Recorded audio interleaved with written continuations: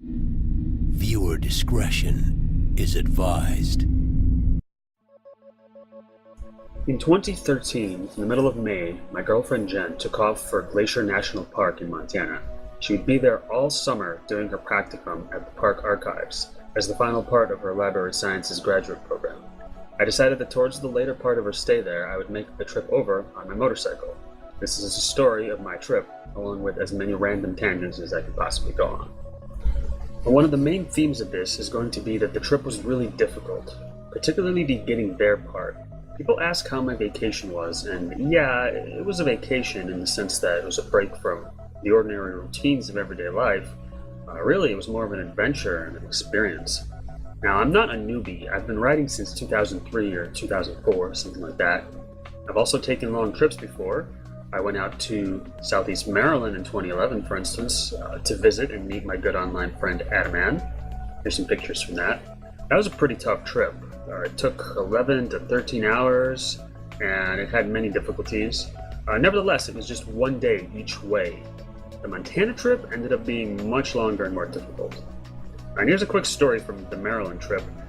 So I'd forgotten to bring my hat, and it was like a baseball cap. And Adam was driving me all over the place, showing me all the historic sites and all the different places. And you know, it was the middle of the day, in the middle of summer, and the sun was just beating down on my head. And it really sucked. So when we were passing by a Walmart in town, we went in, and I was going to go buy a hat, just any hat.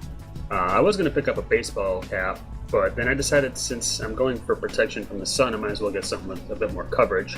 So I got this hat, and inside it said Faded Glory, which is just a cheap Walmart brand, if I understand correctly. So from that point on, the hat was to be known as the Faded Glory. And I wore it a whole bunch in Montana, and I do any time that I need, some good protection from the sun, say I'm mowing the lawn or something.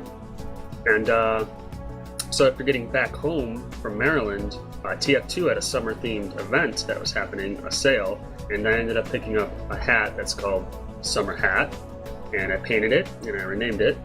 And so some of my classes are known for wearing this hat, and very few people know that there's a little story behind it. Right, so the trip. Let me talk a bit about my bike. Actually, I have two bikes. Actually, let me tell you about my car. It's not much of a looker, and it wouldn't be suited to most people's tastes, but I love it. It's an 81 Volkswagen Rabbit diesel.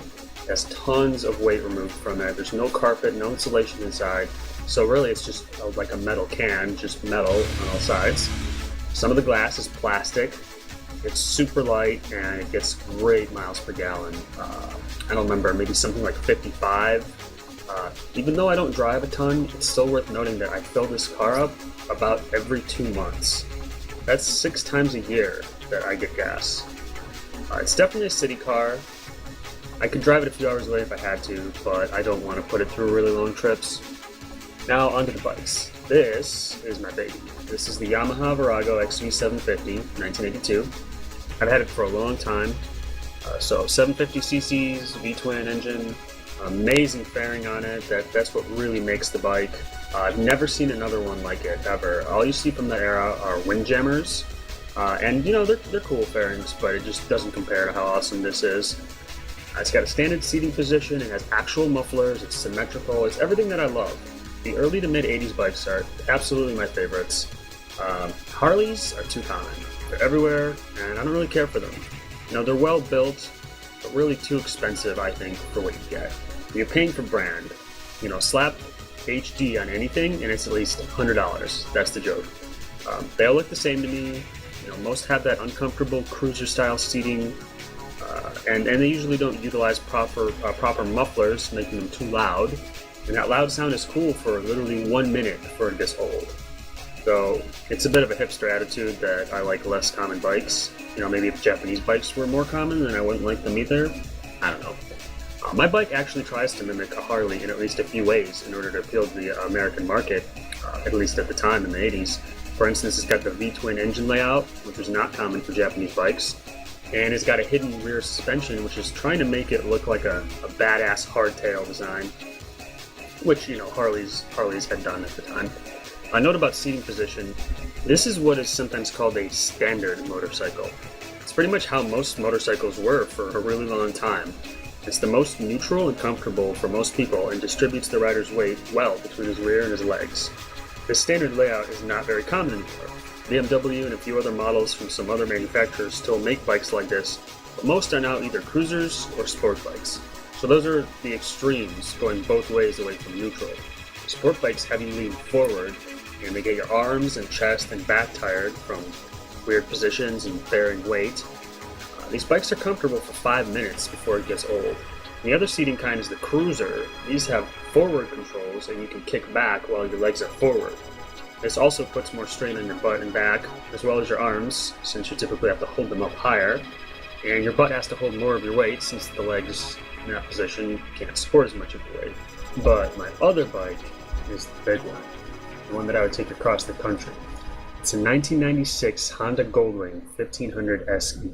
This is the Cadillac of motorcycles. It's a Honda Civic on 2 wheels, 1500 cc's, 6 cylinders. It's so soft, comfortable, and smooth, quiet and stable. Almost not a motorcycle experience, really. Also, it's huge and heavy as hell. It's almost 900 pounds when it's filled and loaded, something approximately like that. That has its pros and its cons. This is definitely one of the biggest and heaviest production bikes out there. Or maybe there's some Harley that's heavier for some reason. Maybe it's just more heavy metal. But I don't know Harleys. I don't really get the idea of a giant air-cooled V-twin engine. And if you're taking 1400 cc's or whatever and breaking that down into 2 cylinders, there's got to be volumetric efficiency issues with that. The relative simplicity of 2 cylinders is nice, but you got to remember that the size of the air and fuel molecules that are getting mixed stays the same, while the chamber volume of those individual cylinders changes, increases. This is relevant stuff. Or remember the late 80s movie Honey, I Shrunk the Kids? Well, if people could be scaled down that small, they probably couldn't breathe and then they would suffocate. Their lungs would be made smaller, but the molecules of the air would stay the same size. Anyway, as it stands right now, I've been spoiled by this bike, and it's the only bike I would consider taking across country down the highway. Quick history of the Goldwing. They started in 1975 as a somewhat big 4-cylinder 1000cc bike, and through the years they got bigger and cushier, and they had more room for storage. And in the late 80s, it became the 1500 with 6 cylinders, just like mine is. And in 2001, they went up to 1800 cc's. These new ones are super nice and have built-in navigation and other things, just like a nice car. My bike is packed with features, but these things take it to a whole new level. Interestingly, though, I've heard that even though the engine has more displacement in these new bikes, they're sometimes actually a little bit lighter than mine, depending on what package you get. And I've heard that that's because they maybe use a little bit more aluminum in the frame and throughout it, whereas mine is, purely heavy metal. So here was the plan. 3 days to get to West Glacier from Toledo. Day 1 would get me to Minneapolis in Minnesota. Day 2 would get me to Glendive, Montana. And Day 3 would see me arriving in the West Glacier, Columbia Falls area. This was not a great plan. It was a little bit too ambitious. One would have to be a very experienced motorcyclist who's used to riding all day long, day after day. Even then, there's problems with potentially not enough hours in the day to make each leg of this trip as it was planned, especially the first day. At least you'd be cutting it close. So now I'm going to talk about each of my days and how they went.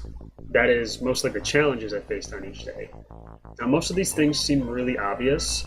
It's all things I already knew, but didn't really think about beforehand. But hindsight's always 20/20. The previous day, I packed all my stuff and got everything ready. I woke up early at 6 a.m. Normally this is practically the middle of the night for me, as I tend to live on a second shift sort of schedule, while a swing shift really between first and second. I got on and headed for my normal gas station to fill up. This is a good time to note that the price of gas right now around here is about $3.50 per gallon, sometimes less even. As I headed farther and farther west, the price steadily increased, and they were up to almost $4 a gallon in some places. Those places seem to be either really big populated places or the opposite, real remote areas. It was a rather cold morning on day 1 with a real dark and gloomy sky.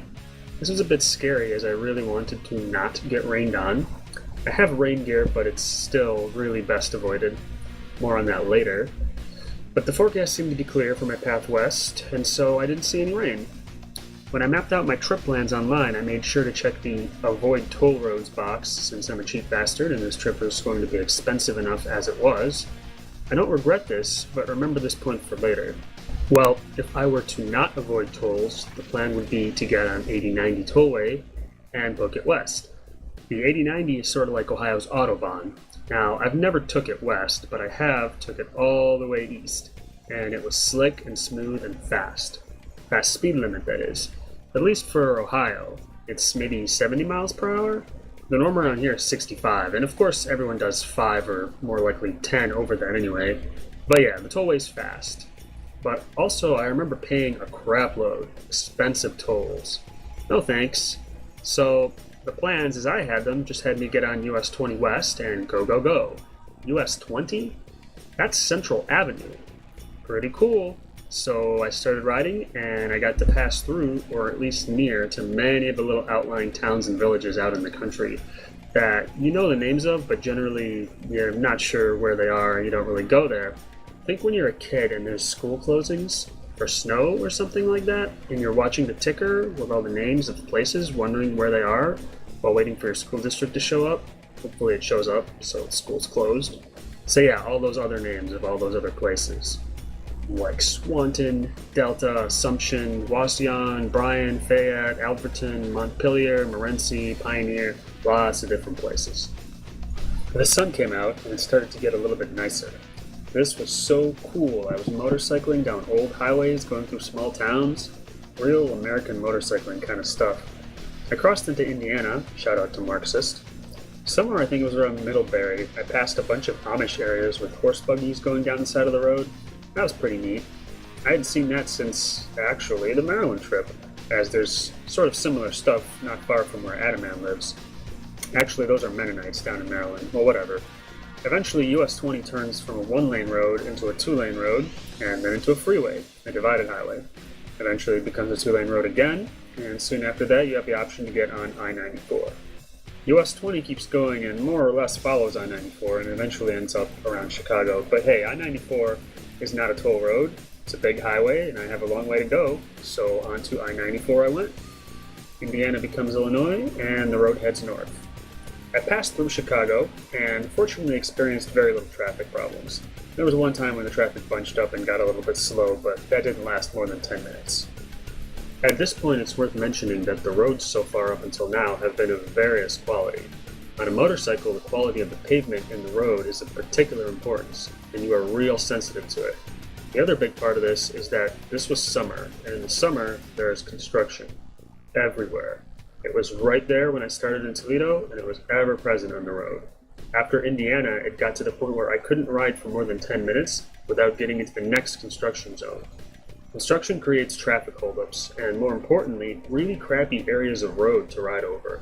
The bad quality surfaces are sometimes from roads that are worn, and sometimes from roads that have been repaired with patches and had cracks filled. When you're going down the road, sometimes it looks like a Guitar Hero board, or an even better analogy would be like an audio surf board, you know? Now, most of these supposed bad spots aren't bad and can be passed over essentially unnoticed, but some of them aren't so good and can be really felt on the bike, and very unpleasantly. Sometimes it feels like the road is trying to take control of the bike or move you in a way that you don't want to go. Oftentimes the road cracks and splits down between the lanes where the center line is and is repaired with filling material. Also, sometimes such a line occurs down the middle of the lane, or sometimes several such lines run in parallel, splitting your lane into 3 or 4 mini lanes. It feels very uneasy to cross these lines, and so you end up riding on a real small part of the road, which means you need to concentrate a lot harder instead of relaxing and using the entire lane. It's also more tense to take curves in these circumstances. Sometimes it doesn't feel comfortable to go the speed limit and you have to go slower. Sometimes the road changes paving style. Sometimes it's made of little tiny lines that run parallel to each other. Sometimes this feels fine, and to be fair, it's usually very consistent across the lanes when it's like that. But other times it feels extremely uneasy, as if the road is trying to influence your motion and you feel like you have slightly less control. During construction, oftentimes parts of the lanes are closed off, and so the lanes end up shifting over into other lanes, or onto the other side of the divided highway.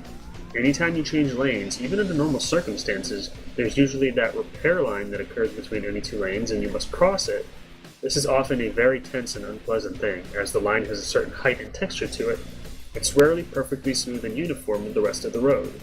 Sometimes the road is like really rough sandpaper, which is generally okay, and sometimes it's actually really fine and smooth and consistent throughout your lane and the others, and for a good distance. And that is quite rare. So none of this is groundbreaking information, this is just how roads are, and that's a part of driving and motorcycling. Again though, it's so critical when you're on a motorcycle to watch all of the tiny nicks and bumps in the road, and it takes a certain amount of constant mental concentration, and this can be tough to do for hours on end. So now I'm past Chicago and Milwaukee and maybe even past Madison, and I'm starting to get pretty tired. I'm not sure how many hours have passed, but I see on my GPS that I still have at least a few hundred miles left to go. At this point I'm a little bit worried, but I still feel like I can make it, and I still don't have a real good feel for how long it takes for me to cover 100 miles. I pull over to get gas and call the few people that I'm keeping in touch with during my trip. One of them is my mom's friend Nina, whose house I'm actually planning to arrive at in Minneapolis. I say I'm on my way and that I should be there, although possibly a bit late. How I managed my fuel, by the way, was that once the tank got half empty, it was time to start looking for a gas station. This kept it safe because there were definitely some stretches of road on this trip where there wouldn't be a gas station or practically any civilization at all for a very, very long distance. In fact, when you fill up the bike, there's a place where they recommend that you fill it to inside of the tank. But during long trips like this, I'd fill it almost to the very top, giving me a sort of bonus overheal over the standard 100%. This really extended my range. I feel like there's at least an extra 25% capacity that you get from overfilling the tank to the very top. At least 25. Sometimes I'd fill up sooner than halfway if there was a convenient place or I just felt like it. It never hurts to stop. I used gas station stops as my breaks. Rarely would I use rest areas. Usually I'd get gas, eat, drink, walk around, stretch out a bit, then get back on the road. 5 to 10 minute breaks usually is all it took. By the way, I was writing down my mileage and gallons of fuel that I was putting in so that I could calculate my gas mileage at the end of all this. This is something I've always done on long trips, but after the first day and how difficult it was, I just stopped caring and didn't do it anymore. Oh well. So I'm back on the road and I'm getting really tired. The construction is relentless. It's hot as the afternoon sun is beating down hard. And then it gets into late afternoon and the sun starts beaming into my face. This gets worse and worse until there's no way around it. It starts to get really hard to see. I have to squint and tilt my head down to use the top of my helmet as a visor of sorts, but that hardly helps. Everything's a blurry golden mess. I end up having to drive slower than the limit because I just can't see. It's a relief when there's trees near the side of the road or when a semi-truck passes on the left, since for a few seconds it blocks the sun. The construction doesn't let up. Sometimes the construction zone is over in a few hundred feet, and other times it goes on for 15 miles. After stopping to rest for a few minutes, I'm back on the road, and now it's dark. Though the bike is huge and has impressive lights for a motorcycle, I find it very difficult to see at speed on the highway. Again, I end up moving slower than the speed limit. Essentially, I can't see very well at all as I'm navigating construction and other road hazards. I look at my GPS. There's about 30 miles until I reach my destination, but I am reaching the limit and can't see anything. I think I can make it. 30 miles is not that far. Then I see another orange sign that says there's a construction zone about to start, right as I see an exit coming up. Another sign shows that the exit has a lodging, a Super 8 motel. I make the decision to stop and immediately take the exit. You know how when you're on the off-ramp, there's signs that show, hey, McDonald's is going to be on the right, and Burger King will be on the left, and this hotel is left, and that hotel is left. Well, the Super 8 was nowhere on the signs. I saw other hotels were left, so I went left. This was a nicely sized little town right around the highway, well lit up. I think it was Hudson, Wisconsin, now that I look at the map. The very west end of Wisconsin, right next to Minnesota. So I'm looking for a cheap motel, but I can't see it, and I don't have the energy to drive around town or go asking people. I end up going to the first hotel I see. I get off my bike. My face and hands are tingling, my back and shoulders and neck hurt. I'm breathing heavily, almost like I'm hyperventilating a little bit. I go into the hotel and check in. It's more expensive than I'd like, for sure, but I don't care at this point. I had been on the road for around 15 hours. I'm at an epic level of mental and physical exhaustion. The only other time I remember feeling remotely similar was when I did some medium contact, anything goes MMA type sparring with a friend of mine who's a martial arts teacher. He kicked my ass pretty well. But yeah, I felt spent. I noticed that my lips were orange from being sunburned. That did not feel great. I called my people and went right to bed. It was between 10 to 11 p.m. local Central Time. I knew there was no way I was going to wake up at sunrise and start riding. I wasn't really sure what I was going to be able to do the next day. I slept for about 12 hours. It was probably 11 a.m. when I woke up. I felt okay, I guess, given the circumstances. I grabbed a snack, drank some water, packed my stuff, and headed to Minneapolis. It was dark out and slightly sprinkling, on the verge of rain. I'm glad I had stopped where I did because the more inner city type highways that I was now on were a bit more complicated than the straightforward task of just driving on I-94, and doing that in the dark, when I couldn't see through exhaustion, would have been awfully risky. When I got there, I figured I would visit with Nina, maybe eat a bit, and take off. But after I got there, I soon realized that I had no appetite. I also felt a bit unwell. Shortly thereafter, I decided to take Nina's offer to take the day off and spend the night there. I spent that whole day laying down and resting, slowly working up an appetite so I can recover. I checked my route on the computer and started breaking it down into more reasonable length sections.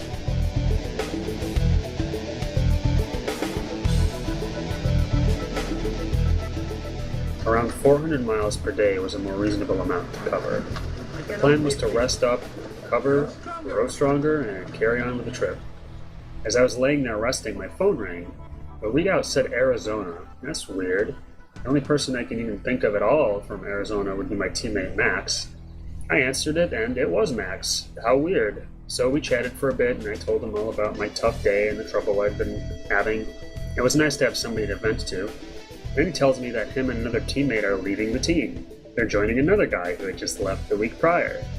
Now I leave for one day and my whole team disintegrates. Very classy, guys. Thanks. Sorry I suck so much. This shit was really not important to me at that point in time though, to be honest, and that's exactly what I said to Max. I had to worry about recovering and continuing my trip.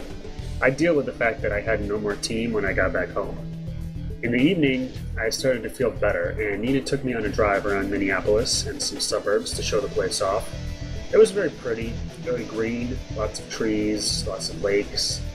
The city was nice too. One of the standout features of the city is that downtown, where all the tall buildings are, they are almost all connected by pedestrian walkways between them.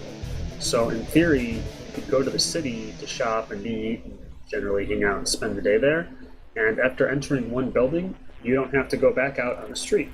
Presumably this is more of a common thing to do in the winter. I woke up at 6 to take off right as the sun rose. I had a good breakfast and Nina packed a bunch of food for me to go. I didn't really expect that, a pleasant surprise. My main food source for this trip, as I have done traditionally, was Subway. A foot-long sub full of fresh, juicy, crunchy veggies and some meat and cheese is a lot of food for $5. And not too bad as far as nutrients go either. Each half of a sub is like a small meal, and when combined with some sugary snacks and water that I had in my trunk, one foot-long can completely feed me for a day. Still, it was nice to have some variety, which was homemade and free. So the day started out pretty well. The weather was good and I felt alright. And so it was for a good while. When I got past Fargo, North Dakota, though, things got a little bit tougher. Construction was still there, but much less frequent, and the quality of the road pavement was pretty good for the most part. Better anyway. I guess there's just less traffic out on these roads as they begin to approach the middle of nowhere. But yeah, suddenly the day became very windy. Extremely windy. I was now crossing the Great Plains. I don't know how fast the wind was blowing, but it kept changing between being steady or coming in gusts. It would blow into my right side, so it was mostly north to south wind. This was seriously strong wind, much stronger than anything else I had ever felt on a motorcycle. It felt like someone was two arms shoving me into the next lane. When it was a constant force, I would find myself leaning the bike quite a lot to one side, as if I were cornering, but I would be going straight. This was very tiring and stressful. I had to slow down to 60 and even 55 miles per hour where the speed limit was 75. The wind seemed to affect me more when I was moving fast. Well, going slow meant I couldn't go as far in an hour, so I was concerned about making it to my destination. It was starting to get later into the afternoon, and the hot sun started making its way out in front of me. Luckily, I had finally arrived in Bismarck and got to a reasonably cheap motel. It was around 5 p.m. I talked to some other bikers who were staying there. These guys were from Winnipeg in Canada and were heading down to Sturgis, South Dakota. That's the little town where like a billion bikes go every year to, I don't know what they do, hang out and party and do motorcycle stuff. It's the motorcycle mecca, you could say. Anyway, they said it was a tough day for them too since it was just so damn windy. This was kind of good to hear because I was afraid that it wasn't just a windy day, but that maybe it was always that windy across the plains. That would be bad. Again, I was spent. Not quite as badly as on my first day, but still pretty bad. Tingly and exhausted. I made my phone calls and went right to bed so as to get good rest and be able to wake up at sunrise. I woke up early and took off. It was cold, but it was clear, and the morning sun was soon enough warming my back as it rose behind me. According to the original plan, the second day was supposed to end in Glendive, Montana, but now that was a bit too close. I needed to make it farther in this day. I decided to aim for Glasgow, Montana, or maybe even farther if I felt decent when I reached Glasgow. This day ended up being my easiest day. The wind was gone and the road quality was pretty good. I got off of I-94 near Glendive and started heading up into Montana down their state highways, which are basically one-lane roads. Sometimes their quality was good and sometimes it was not so good. The speed limit there is generally 70 miles per hour when you're not passing through a town, but rarely does it feel good to go that fast. Oftentimes it feels like the roads were designed for the old-time standard 55-mile-an-hour highway speeds. On this trip, in North Dakota, Montana, and later in Alberta, Canada, I saw some of the longest stretches of straight road I've ever seen. I wish I knew how long some of those distances were. It's truly like nothing I'd ever seen though. Ridiculously long and straight. You can see the road going for many, many miles and only eventually disappearing behind a hill on the horizon. So I'm heading north and reaching Wolf Point, Montana. I need to go through this little tiny town, although they're all pretty much little tiny towns, to change between Montana Highway 13 and Montana Highway 2. And then I crashed. Well, I didn't crash into anything, but I went over sideways at some speed. That sucked. It was right after getting into town. There was a right turn onto a small street, call it that. Very industrial, agricultural looking buildings on the sides. The road was old, beat up pavement with a bit of dirt on it and some gravel. Didn't look too bad, so I slowly accelerated and I must have looked away for an instant, probably glanced at my speedometer or something, and suddenly I look up and there's pure, solid gravel ahead and I was already going too fast to do anything. I was at 15 miles per hour at least, so I went over and instantly smacked the bike on its left side, slid a short way. Man, worst feeling in the world. It's the worst bike to crash too, remember? So of course this was my fault. I had a small lapse in concentration or something. I should have seen it coming. However, I also insist that the road tricked me. It looked like it was only mildly bad, and then instantly and suddenly became utter shit. I got up right away and was pretty pissed off. I could taste the road in my mouth. When I put my teeth together, they would crunch down on dust. I banged my left elbow a bit, and it got cut. I was wearing a very light jacket since it was hot out, so it didn't really stop the road from cutting me. There was an SUV following me, and it had an older guy and his young athletic son. Maybe he was a high school senior or something. They made sure I was okay and helped me get the bike up. They were really nice, and I'm really glad that they were around to help me out. The bike looked pretty beat up. The mirror on the left was all bent back, and the windshield got a huge crack from the left side, all the way to the vent area in the center. And when I say crack, though, I mean that the section broke clean in half along that crack. The damage wasn't really too bad, though. I gave the bike a quick look over, straightened out the busted-looking stuff on the left side, which really wasn't that bad.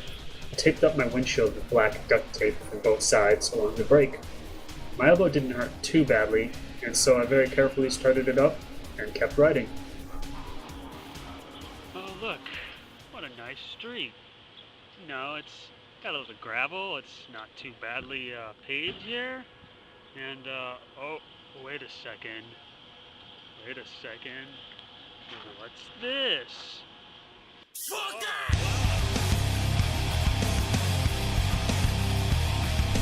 So yeah, it's not like I had been ignorant about gravel up until that point.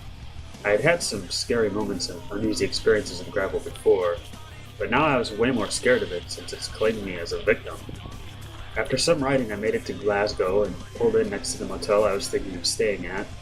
The parking lot was pretty bad and gravelly, by the way. I started to go into the lobby and realized that, all things considered, I wasn't feeling too badly, and there was still plenty of time left in the afternoon, so I decided to go back on the road and go further. In that parking lot, I met an old biker guy with a long silver ponytail and beard. We talked for a minute about weather and motorcycling. He was heading east on his red sport bike. I didn't really get a good look at what bike it was.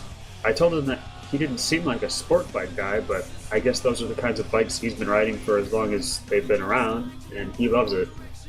When I told him about my spill, he said that he fell over the other day himself. I regret not asking him how that happened. He said that he tries not to do more than 300 miles a day. I can't really blame him if he rides a sport bike. That number was a bit low for me, but 400 was feeling pretty good. So I got going, and as it was getting later in the afternoon, I had made it to Malta, Montana. It's a pretty tiny place. I pulled over and I got myself a really cheap motel room, a price I could actually appreciate. I was pretty damn tired. I took my stuff in and got my jacket off. My elbow looked pretty bad. There was a nice big spot of road rash and a small spot toward the tip of the elbow that was bleeding.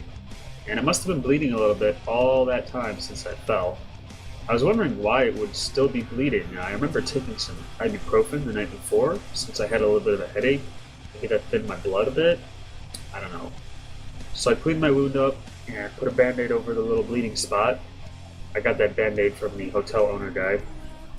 It was still bleeding though, so I fashioned a thick cloth pad out of toilet paper, and then I used more toilet paper to weave and braid some rope, so to speak, to tie around my arm to keep the pad in place. I called all my folks and told them where I was. The only person I told about my crash was my girlfriend. I figured this news could wait until later for everyone else. So I ate, I laid down, relaxed a bit, watched some TV. Discovery Channel was showing Amish Mafia. What the hell? That was so weird. Just didn't seem right. Don't even want to go off on a tangent about that. That was my first time seeing that weird show though. And then I went to bed, somewhere between 6 and 7 p.m. so that I could wake up at 6 in the morning the next day. It's worth mentioning that I didn't bring my laptop as I wanted to travel light. I also didn't have a smartphone or anything like that. I had my Kindle, my old school original style reading Kindle. But as a wireless device, it's mostly for emergencies. Working on it is not so good. So besides that and a few PC Gamer magazines, I had nothing for entertainment. This was kind of sad, but at the same time I was so tired that sleeping was the best choice once I got to my motel room.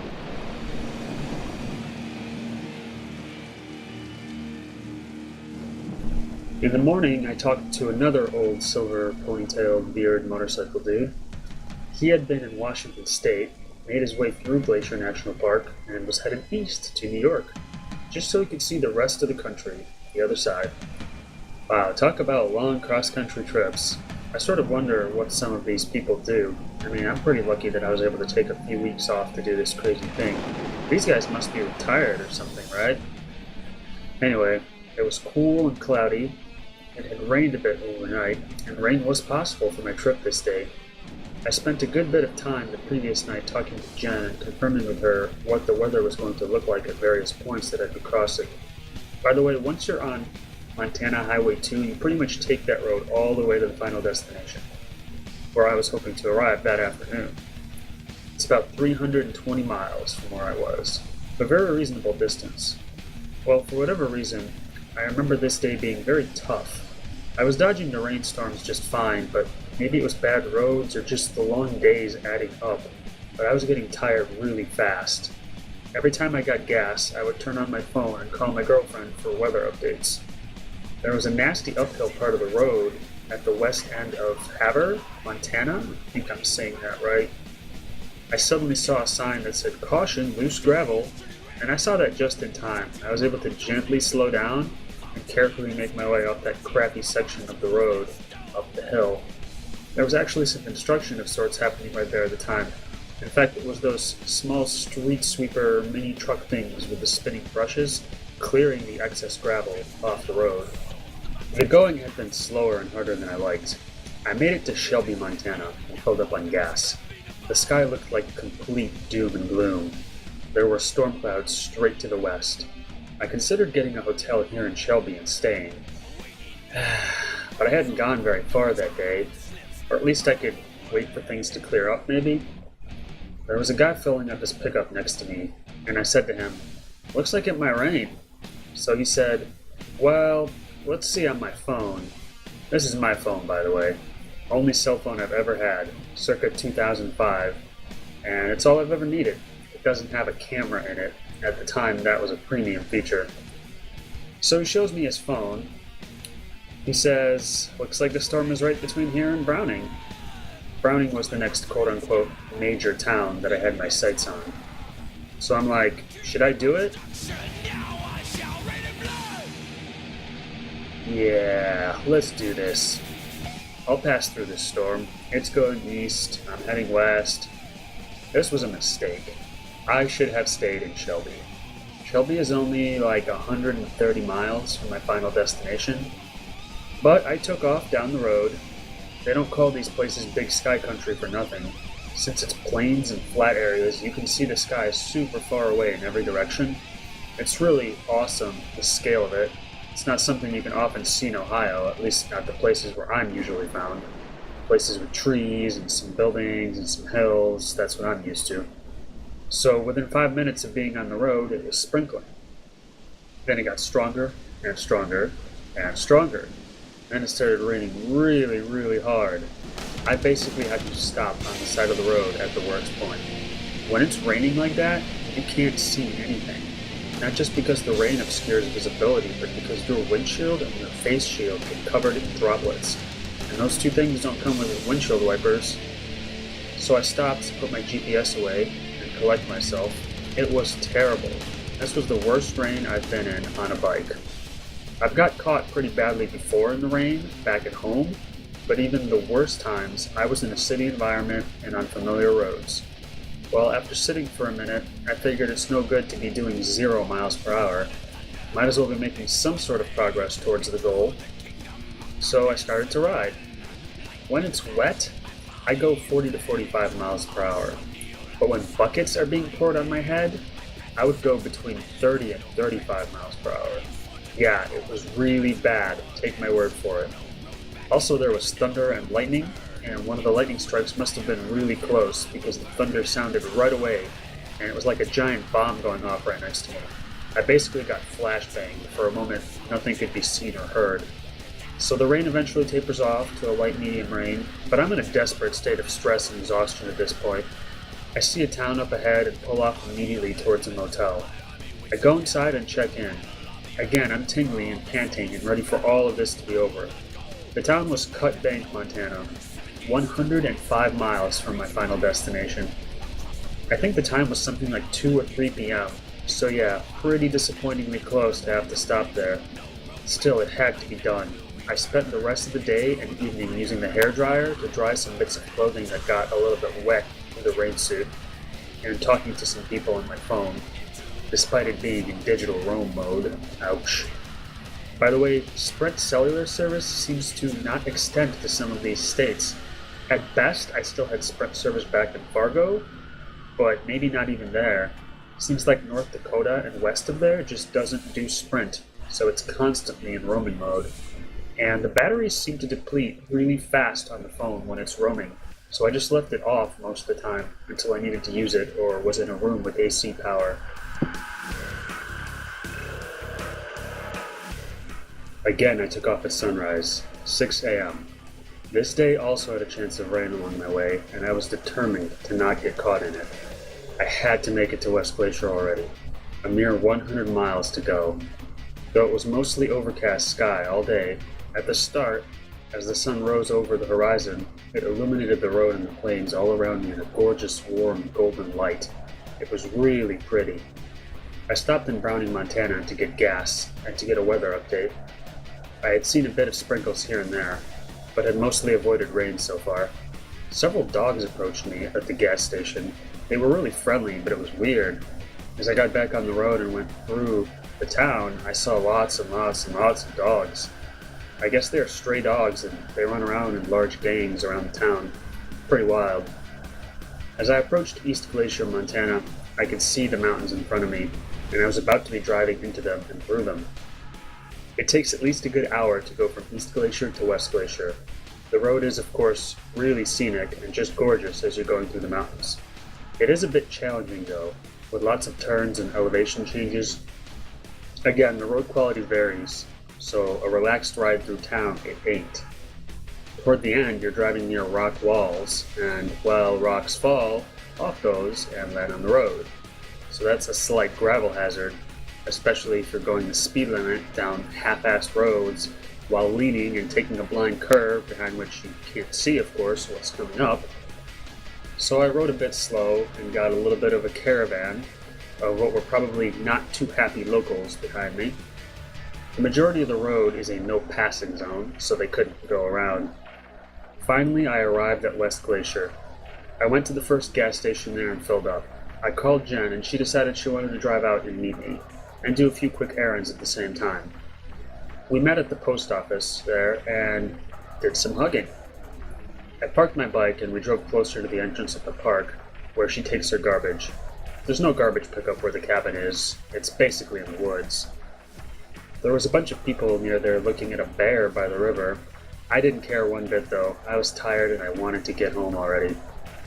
After that, I got back on the bike and started to follow her home to her cabin. There was about 10 to 15 more miles to go to get there. Remember how 2 days ago when I fell off my bike, it was my easiest day? Yeah. So it starts off relaxed enough on the first few roads, and then we get to Blankenship Road. This also starts off just fine, for maybe 100 feet, and after that, it stops being paved. The road was a slightly wet dirt road with a moderate helping of gravel on top. Sometimes it was a lot of gravel, sometimes only a little. This was pretty upsetting and very nerve-wracking. I had to go really, really slow. It was barely comfortable to let the clutch all the way out and roll in the bottom of first gear, with my feet actually on the floorboards. The road also has a bunch of curves and elevation changes. I had to stop frequently to take breaks. At one point, I pulled up to my girlfriend, who was also going slowly ahead of me, and I asked her how much farther we had to go down this road. She said it was 7 miles. If there was a way to rage quit at this point, I think I might have. There wasn't though, so I had to keep going. Turned out that after a while, about 3 miles, the road takes a bridge across a river, and after that point it's paved until the end. By the time we reached the end of the road, I was exhausted, strung up, and pretty mad. So there's a way to take a paved road around the mountains that is maybe 15 to 20 miles longer of a route, but definitely would have been worth it. Blankenship Road is basically a shortcut through the woods, so you don't have to do that big loop around to get to the other side. Well, after that it's just half a mile down a bigger paved road, and then we get to Smoky Bear Lane. Smoky doesn't have an E in it, by the way. Well, sometimes. It seems to be spelled both ways, actually. Remember how it just sucked driving on that shit road, Blankenship? Well, this road, if you can call it that, is definitely worse. Smoky Bear Lane is also eventually what becomes the driveway. Anyway, this thing is generally more rocks and gravel than it is actual dirt. It's half a mile long, not counting the little bits at the end, and that is actually the driveway. So the cabin is at the very, very last part, all the way at the end of the road. That last part is the worst. You basically drive on rocks with no solid footing whatsoever. Anyway, this is not a place where motorcycles should go, least of all this giant highway motorcycle. So this was the final ultimate challenge. I had to use 2 tires and 2 feet at all times to keep balanced on these rocks as I off-roaded across the rocks for the entire half-mile plus. I could not ride in first gear and put my feet on the boards. I had to keep both feet on the ground the entire time. The whole way I was slipping the clutch a bit at a time. I had to take breaks constantly to compose myself, rest my hand, and keep going. It took me at least half an hour of this torture to get to the end. And I know it took about half an hour when I was leaving back home because I timed it. Here's a video of us driving down the road later in my girlfriend's Jeep.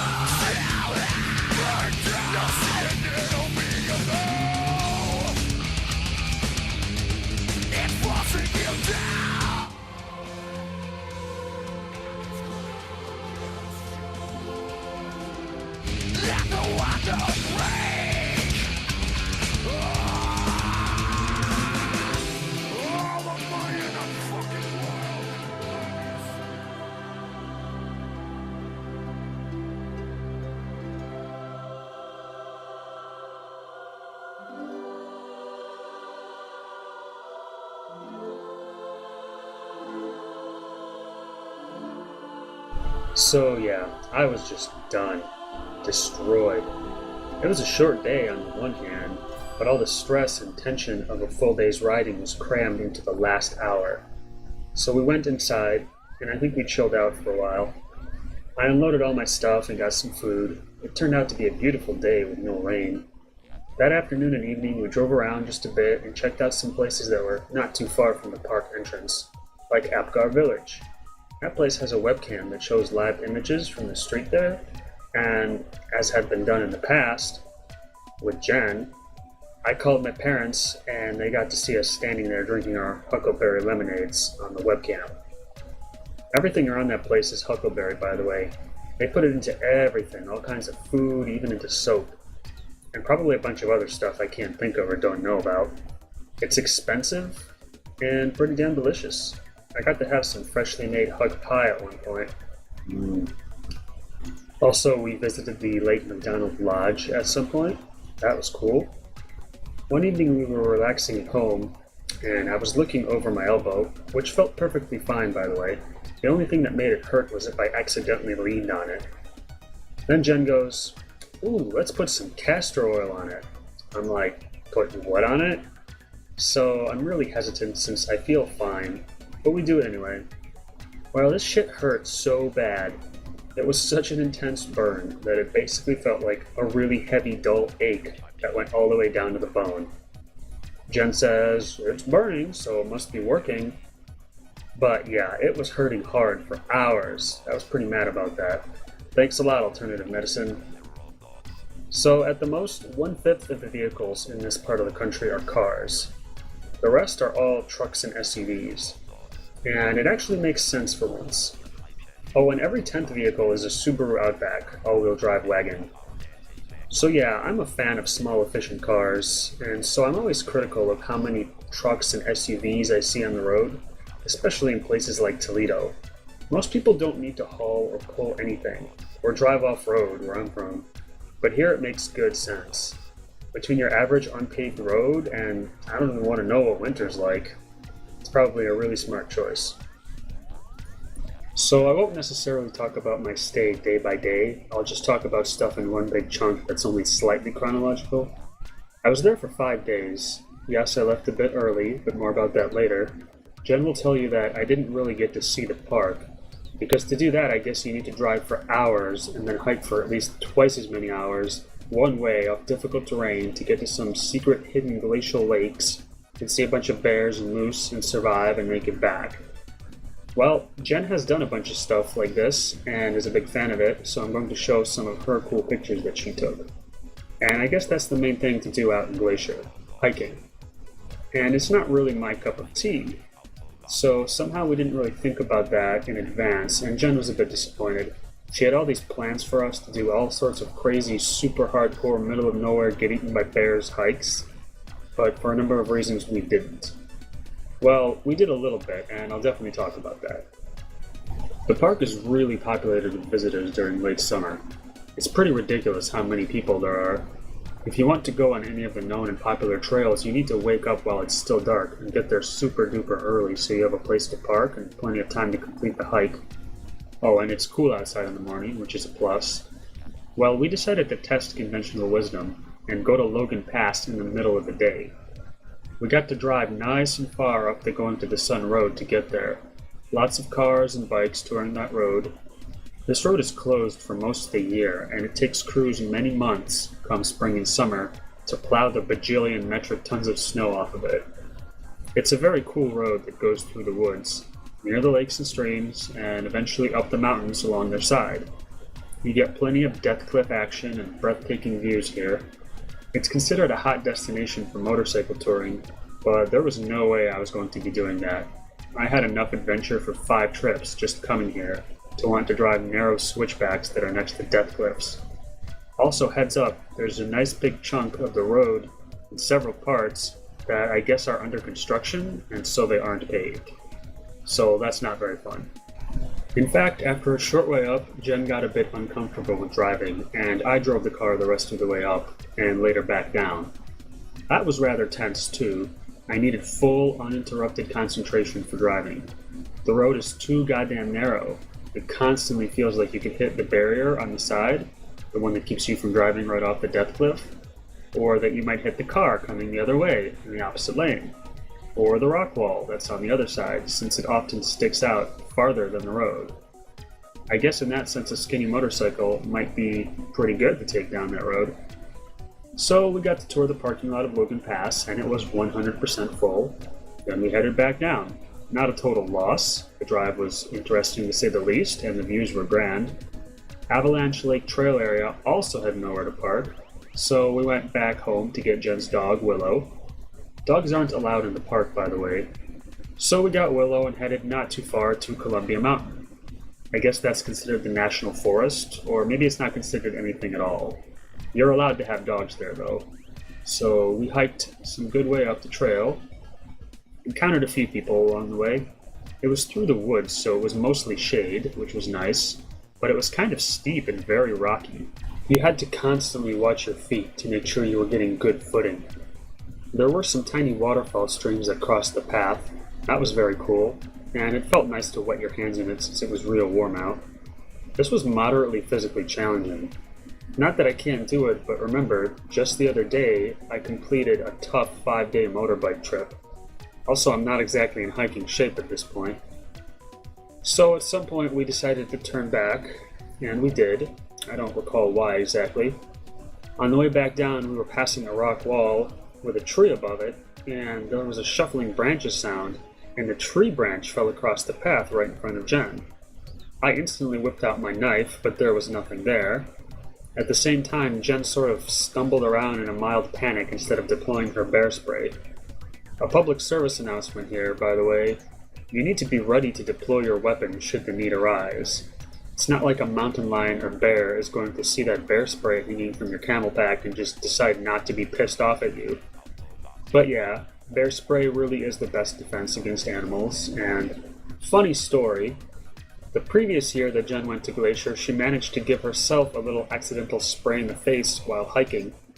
I guess she had the spray hanging off her camel pack without the safety in place, and it accidentally fired off a tiny spritz of the stuff. Yeah, so other people on the trail had to help her, and she was out of it for a good little while. Remember, this is large animal deterring grade of pepper spray. That is how you get faith in your non-lethal weapons, though, that's for sure. That's why cops taser themselves as part of training. But I just had my giant survival knife with me this time. It's cheap, but really cool. Not so good for fighting large animals, but good for a whole host of possible things that you might need to do out in the wild. It has a compass in the handle, a container with matches and fishing hooks, a serrated top that you can use as a saw, a hole in the middle, not sure what that's called, but you can use it as a lever to bend and break stuff, and plenty of other things.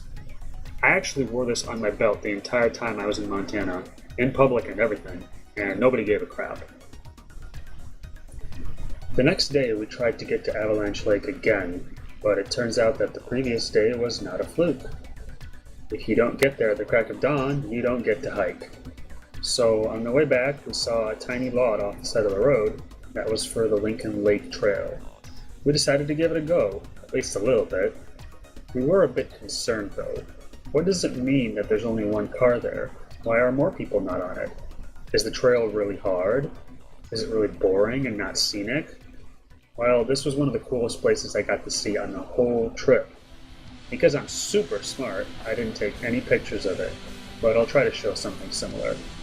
This was a cool forest with a thick canopy, very shady and very green. There was a lot of moss covering everything, and occasional streams of water near the trail. It was a magical setting, the sort of stuff that inspired some of the original pagan and nature-based black metal. I'm not going to be getting into explaining that. Generally, you either understand it and feel it, or you don't.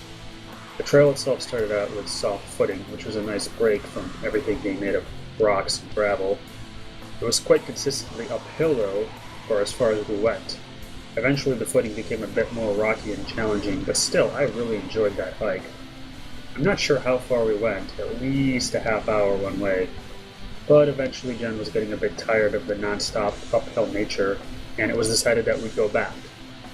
Now, Jen says that it was me who was tired and wanted to quit, but that is a load of crap. I loved that place, and I felt good. It was gorgeous and cool in there, both kinds of cool. One day we went to Kalispell, the largest town in the area, large enough to have Office Max, Walmart, Target, Best Buy, actual civilization. Oh yeah, another time we also checked out Whitefish. These are nice places. So yeah, we went to Best Buy after checking out Target because I wanted a tablet, or maybe a small netbook or something. I didn't want to be on the road without a way to legitimately get online. Every single place had Wi-Fi. Even the cheap little tiny motel in Malta had Wi-Fi. Internet access lets me check my maps, the weather, and generally relax with some of my regular entertainment. Or I can talk to my friends over Steam and Mumble. So I was thinking I'd be getting an Amazon Kindle. My parents had that, and I was already a bit familiar with it. But after chatting with a girl who worked there, we decided I'd be best with a Lenovo tablet. This girl was nerdy and smart. You're cute. It was a lot of fun chatting to her about operating systems and the pros and cons of how companies are marketing their products and how it does and oftentimes doesn't benefit consumers. So Apple? I hate them. I've used Apple computers all through school, from Apple IIe's to iMacs and beyond. They suck and I can't stand them. I'm a Windows guy all the way, so forget about anything like iPads. Amazon is alright, but they have their hands wrapped pretty tightly around the Kindle's neck. Both the Kindle and this Lenovo are Android devices. And technically Google is the master of this tablet, but its grip seems to be not too tight. It's basically the most open and unrestricted system, and I could appreciate that. And so did Ms. Veronica. She wasn't just trying to upsell me on expensive stuff, but legitimately helped me get what I needed and wanted. Really cool to get service like that. As a bonus, there's no sales tax in Montana, so it's the best place ever to buy stuff. So the next day, Jen decided to take me on a real hike. She decided to drive us legit into the middle of nowhere. We had to visit a ranger station to get some obscure maps and confirm the general location of the nowhere that we were headed to. We took Willow and headed off toward the Jewel Basin. But since we're sick of people, we went to the remote back side of it. That's extra wild and not really maintained. We probably drove 20 miles through the woods and along a huge lake on mostly dirt roads. I can't say exactly how or why, but I just didn't feel very good about any of this. Oh, also, my entire time in Glacier, I noticed large areas of forest that had been affected by forest fires.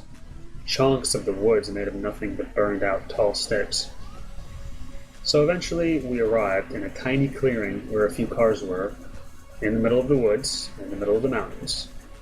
And we started hiking down a trail, if you could call it that. They weren't kidding when they warned us that it wasn't really maintained. It was hard to see the path at all some of the time. And there were indeed some trees fallen right across the path. It was definitely uphill, not quite as steep as Columbia Mountain or Lincoln Lake, but still tough. Also, it was mostly all out in the open midday sun. We came across some bear poop and some flattened grass, which looked like a large animal may have laid down there. So there's some pretty sights around and colorful flowers, but there's no time to enjoy it too much.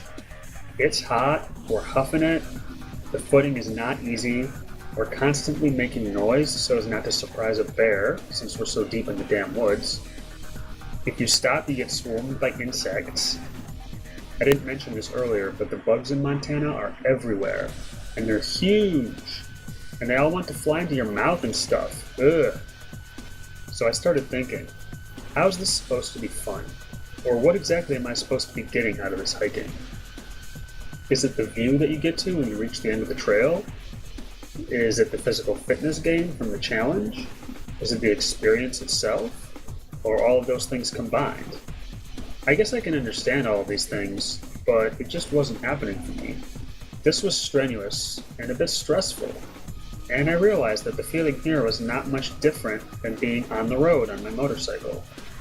I'm tense and concentrating on watching my feet, or wheels, to make sure that I step in the right place so as not to slip and fall or sprain my ankle and go falling down an incline. But it wasn't me that quit this time either. When Willow gets hot, at some point she just stops and refuses to move for a while.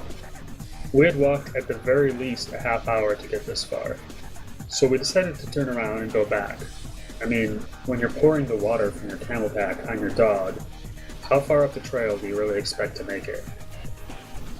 Later on, we visited some familiar places like the Apgar village, and then went home to relax in the cabin. I never actually talked about the cabin yet. This place is so cool. It's such a nice little house. The people who own it live there for most of the year, but rent it out in the summer since their work has them relocate to a different part of the park. Pretty weird, I don't know. They built it themselves, I've heard. A lot of the things inside there are also handmade. It's nice and small, really, but very modern. Has a wood-burning stove right in the middle. It's just very inviting and homey inside. I'm not sure how I'd like it in the middle of a Montana winter, but it's definitely an amazing retreat in the warm months. On Wednesday, Jen had to meet with her archive coworkers about some work stuff, so I got to stay home and relax in the cabin all day. That was really nice. Sleeping in, taking it easy. I watched some YouTube, read my magazine, played a bunch of TF2. The internet you get out here is awful. The best ping actually seems to be to the West Coast servers, with high 70s at best. I played a bunch of Pyro. I airshot purple on a Koth Harvest pub with my Scorch shot. Fun times. That evening I decided that the coming morning I would start making my way back home. Well, first I'd be going up to Canada to meet my longtime online friend Purple. Let me review the original plan that I had for this trip. 3 days to get here, haha. Then I'd spend several days here. Then I'd go to Canada and visit with Purple for a day or two. Then I'd come back to West Glacier and stay some more before taking off for home. To arrive home in 3 days, remember? Right. Well, there was no way I'd be coming back here once I left. For one, I'm not going back and forth up that goddamn driveway or street or whatever you want to call it. And overall, since it took me so long to get here, I needed to assume that it would take at least as long to go back. Longer, actually, since I was going to Canada first. Also, according to the weather forecast, rain was going to be moving in towards the weekend, which is when I would have otherwise been leaving here. Also, I guess I just wasn't doing much here. If hiking is what you do here, and I don't care that much for hiking, then what? Well, in my defense, I did all the hiking that I was taken to, and I really enjoyed the location, and all the scenery, and the cabin. I liked the place. But yeah, this was a good opportunity to get a head start on Canada and going home. This time, I'd be heading east, so no more waking up at 6 a.m. for sunrise. The sun would blind me if I took off in the early morning, as I'd be driving right into it. So I planned on being on the road at 9 a.m. Actually at 10 a.m. in the case of this first day. It sucked that I had to start my journey with turning my bike around in a bed of rocks, and then painstakingly covering half a mile in 30 minutes, but at least this time I knew what was coming, so I did it. 275 miles from West Glacier to Okotoks, Alberta, Canada. That's just a little bit south of Calgary. The extra distance going around to avoid Blankenship Road was... the pavement quality there was often subpar, let's just say. And I knew that from driving around that way with Jen earlier in the week, but it sure beat taking Blankenship Road. So I was on my way. West Glacier was sunny and nice, but by the time I crossed the mountains and reached East Glacier, the sky was overcast and it looked like doom and gloom was a real possibility. It was this way for the entire rest of the day, including up into Canada. I'll spoil it now. Beyond some light sprinkles, I didn't get rained on. I went through Browning and headed north. At the Canadian border, I was detained for a good half hour at least. I'm a weird-looking guy whose passport says he was born in Russia and lives in Toledo, Ohio, and who is now traveling into Alberta from Montana. They did a moderate search of my stuff and asked me 100 questions, mostly just simple, boring questions about me and my work and my life. It's pretty easy to talk about yourself, especially when you have nothing to hide. Speaking of that, I left my giant knife in Montana with Jen. I just didn't need any problems from that, even though it may have been okay. In fact, I was hoping that the Border Patrol guys wouldn't be jerks and give me trouble for my little pocket tool, which has a little blade in it. And luckily it wasn't a problem.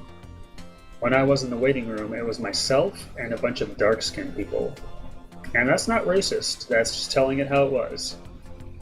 So, once I was released, I headed up north, and overall I can say that the road quality is very good there. It was actually enjoyable and relaxing to ride large portions of the road. Also, again, there were some of the longest straight-line roads I have ever seen while I was heading north. Their freeway there, although it actually is a two-lane divided highway, is not as beefy as our interstates in the US. It has on-ramps and off-ramps, but no overpasses, and it passes through the middle of towns while slowing the speed limit down. Speaking of that, it was annoying to read the little tiny kilometer-per-hour numbers on my speedometer. I made it work, though. I made it to my motel, as it was becoming evening. I kinda got lucky that they had vacancies since I hadn't made a reservation. Earlier in the year there had been really bad flooding around the area, and the whole bottom story of this motel was being repaired. So they had only their second floor available to them. I texted my friend Purple that I had arrived, and shortly thereafter I met him outside. It's always a real unique feeling to meet someone in person for the first time who you've known by voice for so long. Also, I've never been face-to-face with someone who is better than me at TF2 before. New experiences all around. I showed off my bike real quick and then presented Purple with my gift that I brought for him, a real-life version of the Max's Severed Head hat from TF2, made in the color purple by Threnody. He loved it. So we jumped in his car and headed over to get some food. I've never been to a Boston Pizza before. That's one restaurant chain that I actually think we don't have around Toledo. I think they could have also called it Hot Girls Serve You Hearty Food. So we hung out and chatted while downing a bunch of nachos and each a giant burger with fries. I got so full that I predicted I wouldn't feel like eating breakfast the next morning, and I was right. Purple also drank, I think it was 3 tall glasses of iced tea, and after the restaurant we went to a place where Purple got coffee. How much can one man drink? Then we drove a few minutes down the highway and Purple showed me the Big Rock, or Okotoks Glacial Erratic. Pretty cool looking thing. These pictures make it look like it's in the middle of nowhere. Well, I guess it sort of is. You could kind of say the whole place is. But it's right next to the highway. Sadly, it was a dark, cloudy evening, so we didn't have quite such nice lighting. Also, it was really cold. For me, at least. I have no cold tolerance. So we headed back to the motel, seeing a bunch of deer running and jumping along the highway in a field. At the motel, we sat around and chatted some more. This place had the nicest Wi-Fi that I used during the whole trip. I was testing the Twitch TV app on my tablet and tuned into Ray's stream. We were able to watch it on high quality and it looked really good. Shout out to Ray's Fire. Though it was a bit painful watching him play Demo Man on Badlands. Also, we saw Jay duck walk through the Badlands house and get some pretty hilarious kills. We watched the whole second half of that. It was a 5-4 game. Certainly entertaining. Then we posed for a few pictures, including ones in our silly hats. This took entirely too long as we couldn't get the automatic timer to work right. Purple's a really big dude, by the way. I'm just as tall as him, but I'm skinny as hell. I would have taken these pictures in nice outdoor lighting if it wasn't doom and gloom outside, so this is the best that we can do. A bit about my mask. This wasn't something special I bought for this, and I've had it a long time, before I even had my virtual hat TF2. It's a set of 3 handmade hard leather masks that I got off eBay a long time ago. One is just a plain skull, one is this demon one with horns and a little upside down cross in the forehead, because why not? And probably the coolest one is the third one. It's a plain skull, but it's spattered in red paint, sort of like blood a little bit. It's supposed to be representative of the Red Death. The Mask of the Red Death is actually a fairly well-known short story by Edgar Allan Poe. I'm tempted to tell the story here, but this probably wouldn't be the place for it. I highly recommend it, especially if you like descriptive, dark, gothic stuff with tons of symbolism. And, everyone dies. So Purple had to work in the morning, and shortly thereafter he left. The next morning I would be on the road again to start my journey back home.